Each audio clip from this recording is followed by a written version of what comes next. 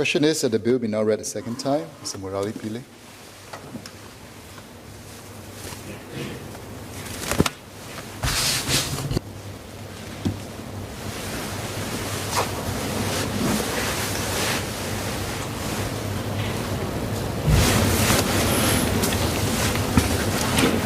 Mr. Speaker, sir, while urban planners in most parts of the world are accustomed to planning for swaths of land, in Singapore, our small Singapore, land is counted inch by niggardly inch.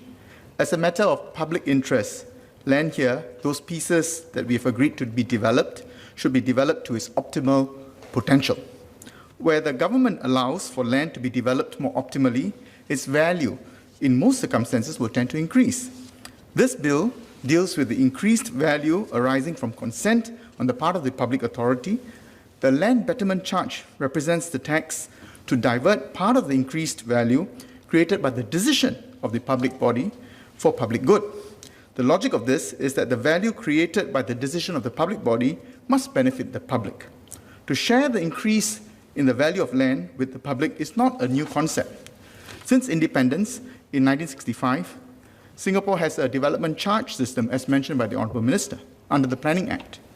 It's a tax that's payable when planning permission is granted to carry out development projects that increases the allowable intensity or allows a change in zoning that increases the value of land. Singapore also has a development premium, DP, system, which works similarly. A DP is levied as a matter of contract, unlike DC, which is a tax by the government on the developer in return for the government lifting title restrictions that will have an effect of increasing the value of land. This bill consolidates these concepts under one bill.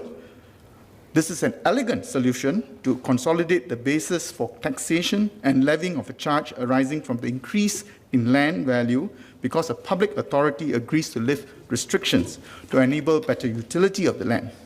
There are similar pieces of legislation in many parts of the world, including the United Kingdom. I seek some clarifications on the bills with a view to understand the scope of the bill.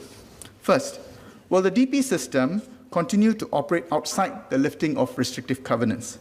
For example, when dealing with remnant land, which is not capable of independent development because of the small size or shape, but has amalgamation potential, which can bring out an enhancement in land value. What will be the situation where the planning authority allows for amalgamation of land plots that has an effect of increasing the land value of the remnant land? From my perusal of what constitutes chargeable consent under the bill, such situations seem to fall outside the bill. In contrast, a land betterment charge may be levied arising from a chargeable consent given in relation to subdivision of any land, even if there's no development on it, giving rise to an increase in its land value.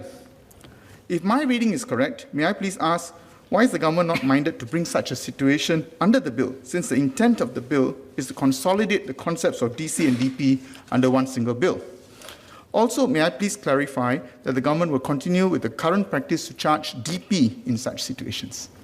Second, I would like to understand the applicability of the bill vis-à-vis decisions of the court that may have an impact of enhancing land value. Let's take an example where the court makes a declaration that the burden of an easement over a servient tenement has been abandoned. As a consequence, the land value of the servient tenement may increase.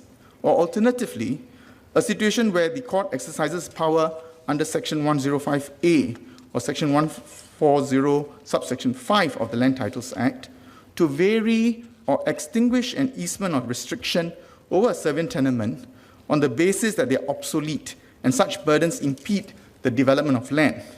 In such situations, by a stroke of the pen of the judge, the land value may increase too. Again, my reading of the definition of chargeable consent is such that such situations fall outside the bill. In my respectful view, if my reading is correct, there's little difference between an administrator lifting a restriction and the court lifting a restriction that results in an increase in land value. Both should produce the same consequence. Alternatively, we should separately capture part of the increased value arising from the court decisions for public good. Sir, let me conclude. In Singapore, land is a vehicle through which Singaporeans' wealth is built and transmitted. It's our duty to ensure that we make the best rules possible to optimize its use and to distribute the gains fairly. I believe the bill represents a step in the right direction. I look forward to the Minister's responses to my points of clarification. I support the bill.